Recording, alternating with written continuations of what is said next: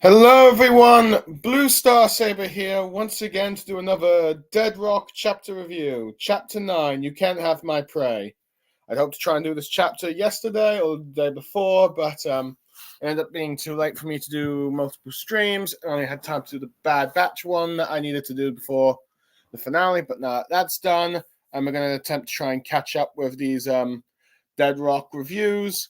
Hopefully review this chapter today and have chapter 10 reviewed either tomorrow or Friday before I start streaming with Lucky Chi for his with Lucky Chi to discuss all of the Dead Rock chapters. But anyway, chapter 9, You Can't Have My Prey. Pretty much follows up the last chapter where where you have Celicia or Chaco, depending on, let's see how you want to name her, with Yukito and Hanin, let's see, battling that let's see, class third year, the line guy Kuga, where after the group, you had the group of Class F along with Frey trying to find the book to defeat God, but unfortunately for them, let's see, Kuga kidnapped Frey, and now they're trying to find her in the maze labyrinth while also battling Kuga. Hana gets taken out due to smashing the library, and Frey and let's see, I'm sorry, not Frey, Chaco and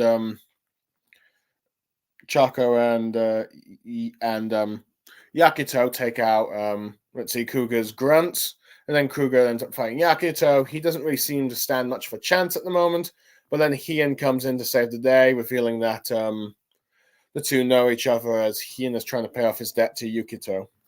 But before we begin with the chapter, we're going to have quick discussion of the cover, where this time we've got the character profile of Chaco or Celicia, where we see both, let's see, Demon or Niku form, no, the anime cat form, and her bird mascot form. We'll see along with her root, which is Black Wizard or / Yatagazaru, which is probably as a result of it's given whatever form she takes between her human or the bird form.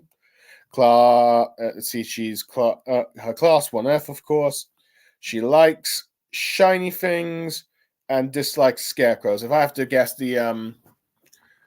shiny things is probably more to the fact that birds like shiny objects, and scarecrows tend to scare birds away. So that arguably explains that.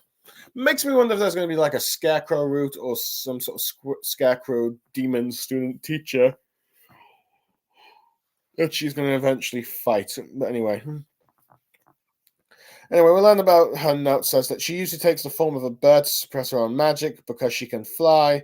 She was the first to pass the Dead Rock entrance exam. She knows about Yuka's curse.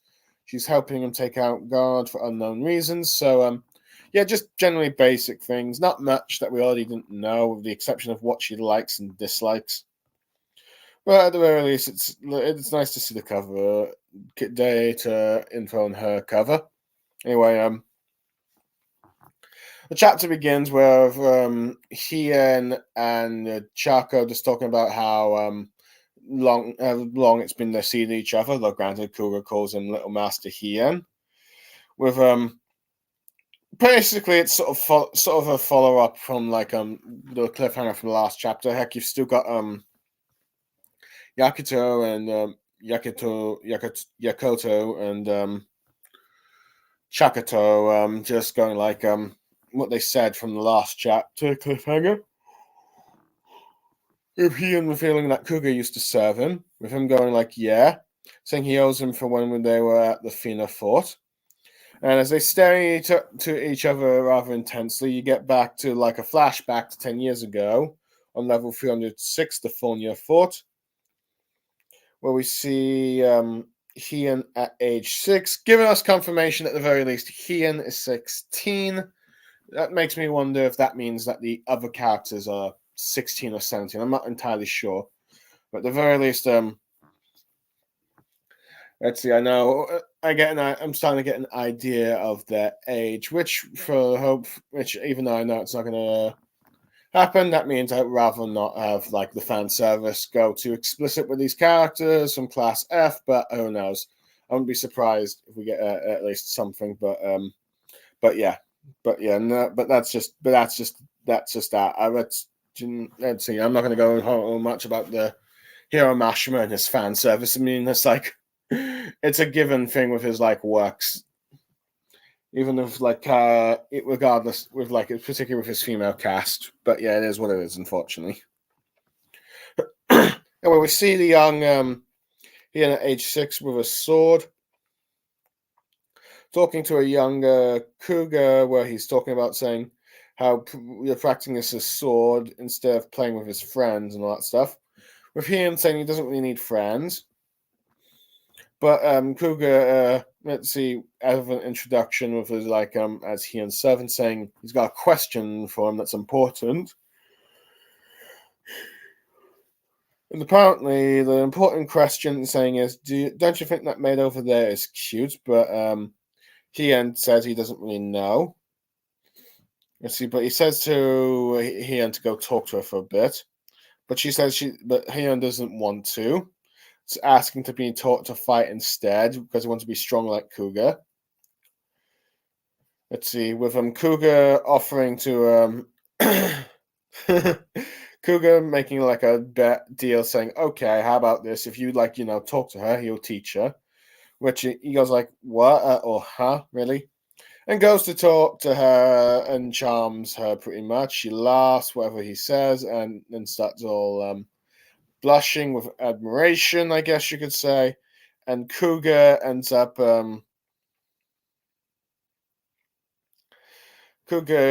getting all broken-hearted from the looks of things. And then we see another servant saying, apparently this one is Miyaku-san, go out with me, but it's this one's like a sort of dog maid, if you will. With her going like how Hien is so cool. If it's Cougar going, that guess that's really gonna know. Then asking this one called Renan-san, will you? But see, and this one I think is a bit of more of a cat, maybe fox girl kind of thing, where she's revealed that she's gonna tell Hien how she feels about him tonight.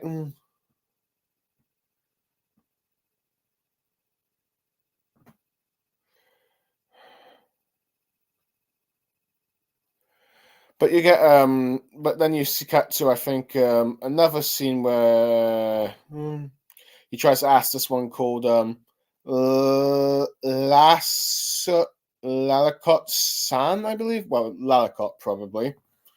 With her saying what, where we see her another sort of dog like, if I had to guess. Well, I can't really tell. They're probably all dog like, really.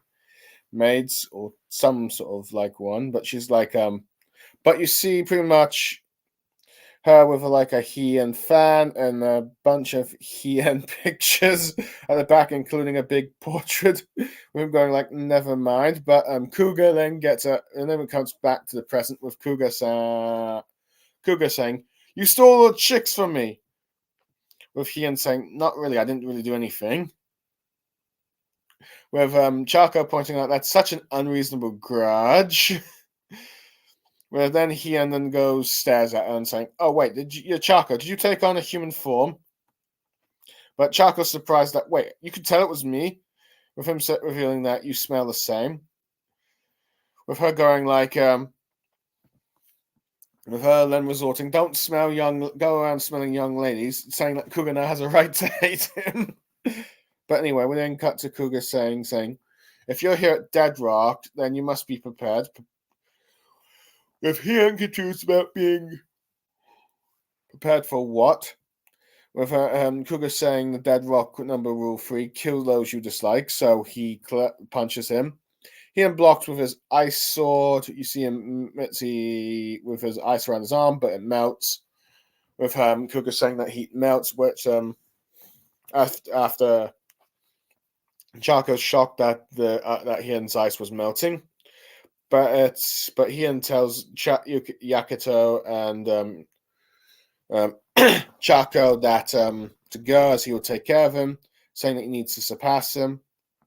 And you got Kuga going Girl Stealer. With Yakuto saying that he can't really allow that, and they all look on at him at surprise. With Yakuto saying that while he might be an acquaintance with Kuga-san, saying that while he is the top of the school, saying that the status and its reputation authorities them all, saying like, why would I let you have him? If I defeat him, I can have everything. And he goes like, this prey is mine, getting a bit more menacing, showing a more darker side to Yakuto. In many ways, he kind of reminds me of some of the way Mashima draws some of his villains. With Hien surprised by just saying out Yakuto's name. When then Chakako saying, wait, what happened to saving Frey? With Yakuto pointing with his dragon arm, saying that she no longer needs the help. Showing Chaka looking down, seeing the angry Frey picture in the book, and then we see her punching Jacko. With her getting mad, saying, what did you do to me? But Jacko says, I didn't do anything to you. I was ordered to guard you, that's all. With her getting angry, kicking him with a flame kick, saying that she'll turn him into roast pumpkin. With Hien being surprised about the book and wondering why on earth the pictures are moving. With Chakato just saying, go Frey. With her then asking, I hope the clay door is okay. But when we cut to him just going like, ... seemingly ignored about his current position. With Yakuto saying, so Kuga-san, please die. And then he punches him, but he grabs it, calls him a little brat, punches him down a bit, then pushes him, grabs him a bit, it burns off his shirt. With Hien saying that there's no way Yakuto can win since he knows Kroger's strength better than anyone else. With let's see, Chakato saying, could you beat him? On a sec. There we go.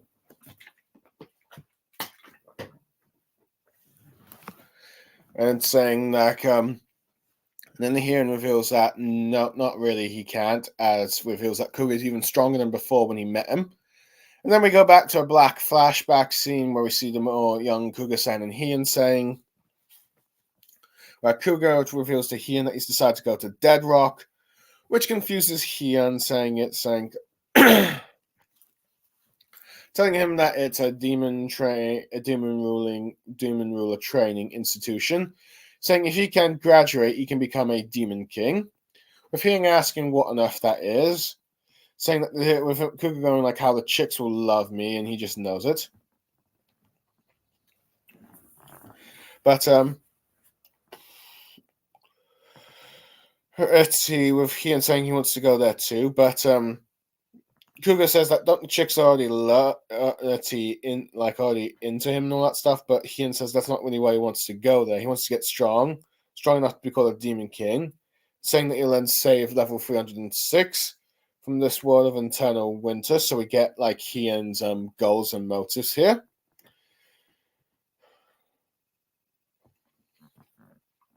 With him going like about people from the other levels say that it's our fault, the finers, our fault, the freeness. So he's going to change it when he becomes Demon King, implying that I think his family may have caused. Hold on. Let me just check. Or at least his root is the Fenner, I believe. So going back, we see, but after this, like we'll then go back to like the main point where Yakuto's now on the floor after fighting Kuga. Shocking Yakuto concerned. Hien saying that telling him that Yakuto he can't win, saying that he's on another level.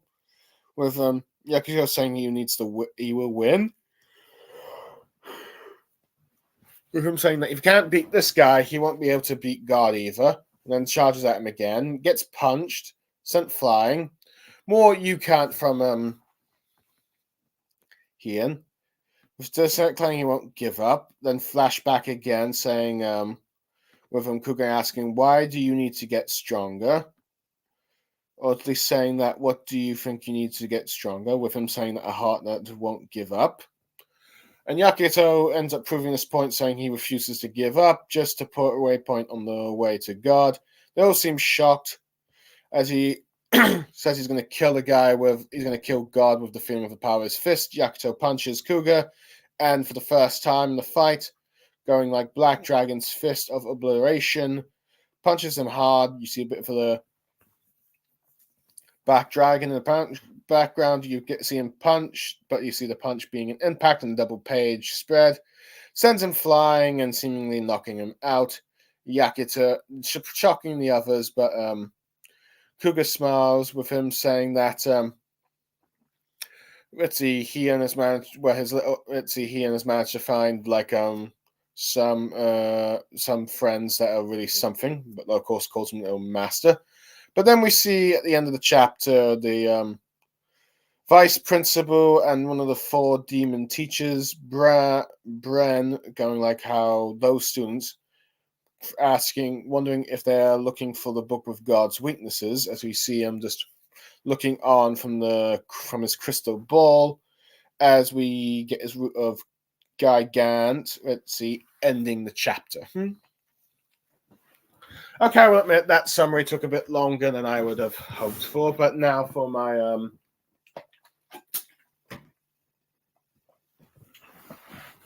overall thoughts on this chapter. I will admit, I do think it was a bit of a waste of repeating like the cliffhanger from the last chapter, but I can see why it was used.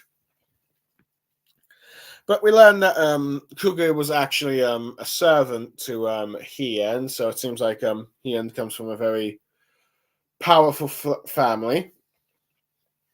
And it seems like the root of Fenno has been passed down for all that. He passed down for his members of his family, so it seems to be like a long bit of an ice power. And from what it just seems to describe, apparently it might be his family and their root that have caused like this winter for like his people. So it seems like it's made them like big shots here, but at the same time also probably cause an eternal winter for like level 306. And the reason we want to become a demon king is pretty much to help this level. So arguably this is probably why you see he doesn't really want to help Yakuto to take down God, because he needs to become a demon king from God in order to like help his own people, which arguably shows that Hien has a rather noble, honorable side. But anyway, we learn here that even back then Kuga was a bit of into the ladies, if you will, but unfortunately for him, Hien was always too more popular. And I do like the little Retzi rule of 3 get, where he tries to ask 3 separate women out, but each of them like are just too interested in Hien, and he's like, never mind, I won't go after them and all that. And it sort of builds up, and we feel he has some sort of a petty resentment towards Hien, which on one reason his reasons are pathetic, but at the same time they are funny, so I did enjoy that. But anyway, I do like how Hien is just pretty much that stoic, popular character that has no interest in like the attraction of like the girls, and particularly like the maid servants in this chapter, as all of them are like maid servants are just that Kuga tries to ask out and all fawn over Hien, showing a bit more of that he's a bit of a big shot since he has all those like servants. He has absolutely no interest in like forming any sort of romantic relationships with any of them, and he just wants Kuga to train him, which he's a bit like, oh, don't be a bore, but then gets him to try and like talk to one of the girls around, which he's like doesn't really want to do it, but he does it anyway. It's still able to charm them, much to Cougar's dismay. It's just kind of funny. It's like you asked him to do it, but yet look, you don't like the results, man. So that was pretty funny to see. But yeah. But yeah, I do like how the more you get, the more the Sia maids. One goes like, "You're so cool," like, "Oh, I'm going to confess to feeling." Someone has like a shrine. It's just like gets more and more ridiculous as each time. But anyway, I do like how Heian is able to discover that that Chaco's like got a human form, like that the Chaco has like that the one in the human form with the cat ears is actually Chaco the bird. Which surprises her when she gets a bit cocky at first. But then it feels like, you smell the same. And then it's like, it starts to annoy her, saying like, don't smell a lady, and saying, okay, now I support Cougar.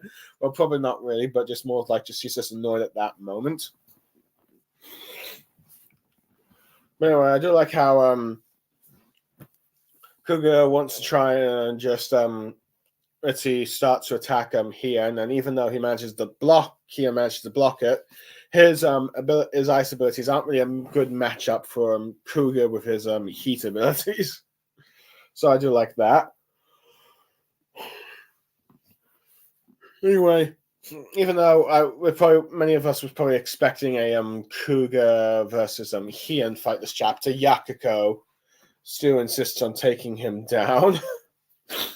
Which I will admit, I do like how his reasoning is like, he's one of the top students, so taking him down will give me a bit of a reputation. And I do like the let's see,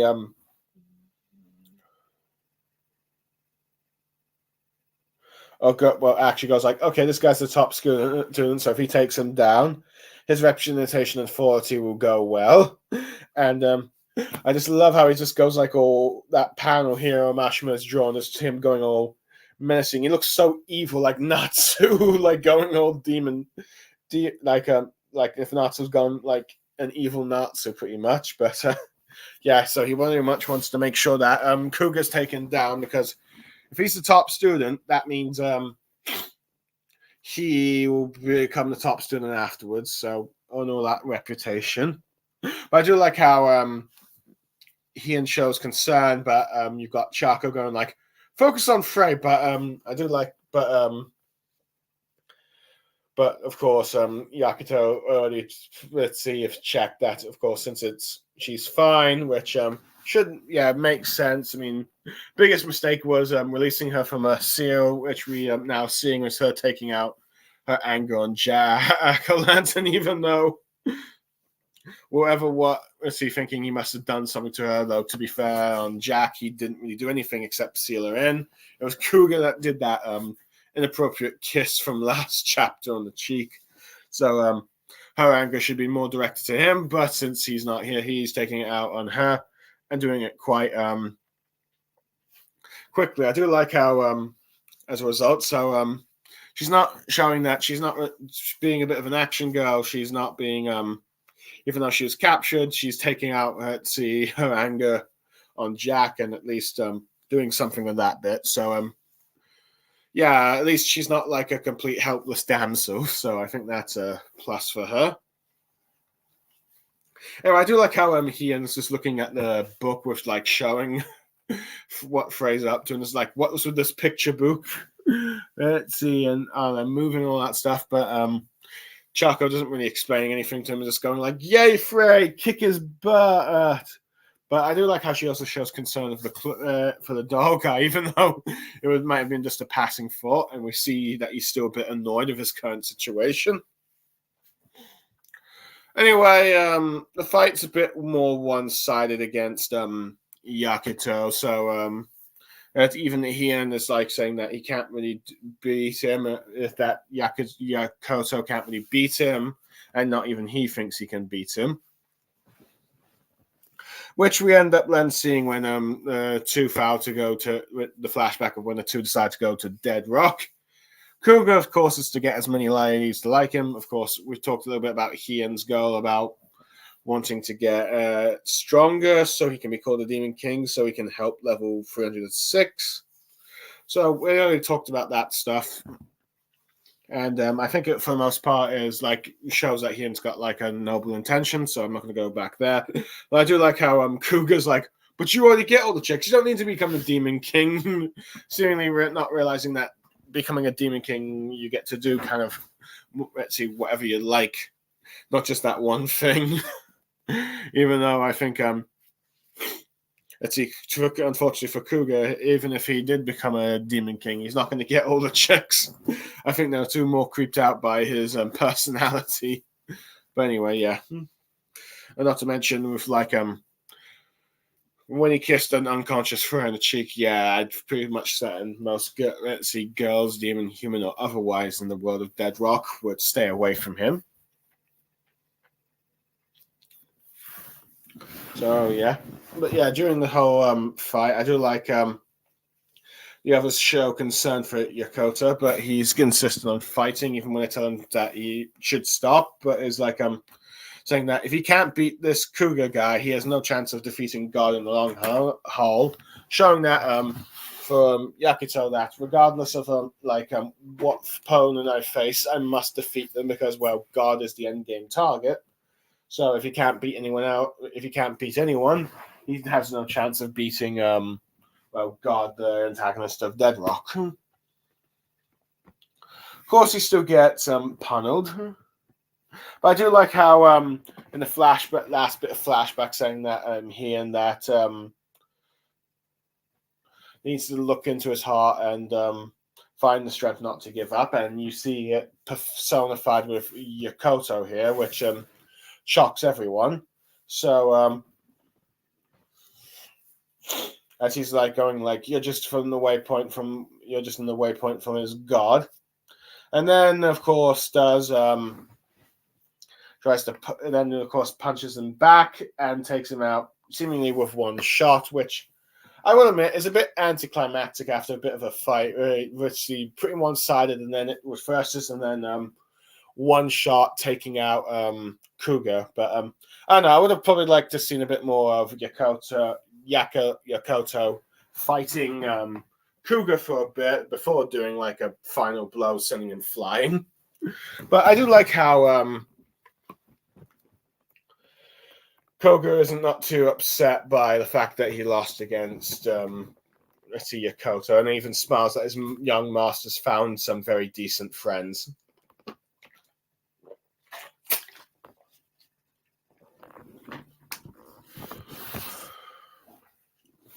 Seemingly, at least, humbly admit that he has lost a fight against Yokota, and also that seemingly confirming that, yeah, probably Yokota and he do probably see each other as friends, or at least maybe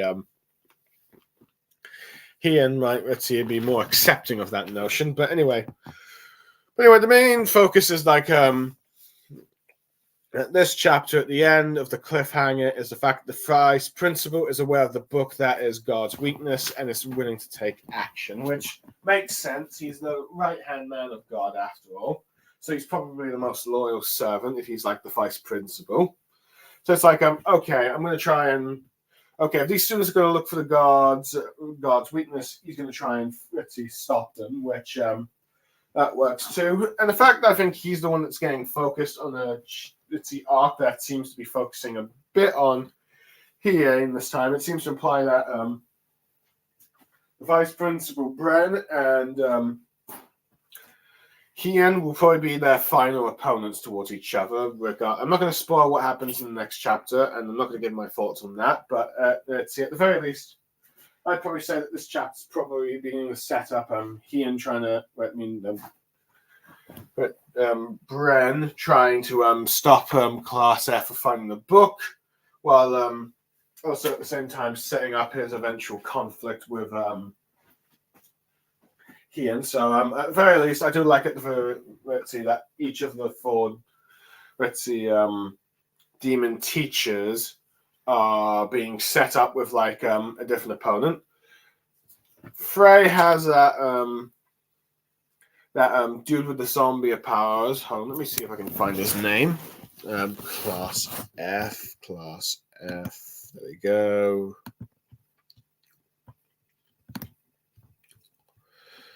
Let's see, sister. Well, nope. Let me just status. Nope, can't find the Let's see. Her sister doesn't have a wiki page. That's a bit sad, really, but oh well. I'm just gonna just find it. Just give me a second.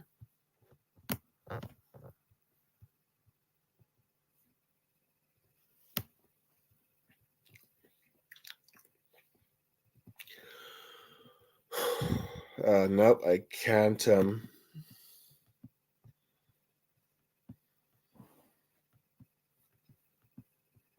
List of characters. No, wait, no, got the wrong one.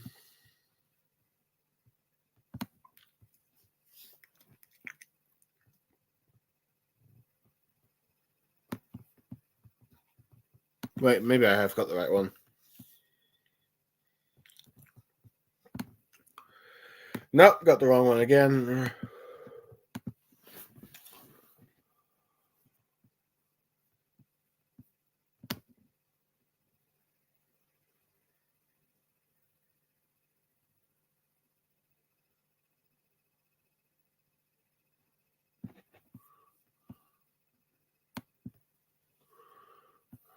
Oh yeah, Lausanne.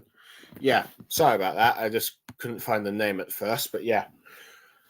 Last arc with the Colosseum, we got Frey fight with Loyson as her opponent. This time we have Hien being probably set up to fight Bren. So yeah, which probably implies that he's probably the strongest amongst the rest of Class F, not counting the main character.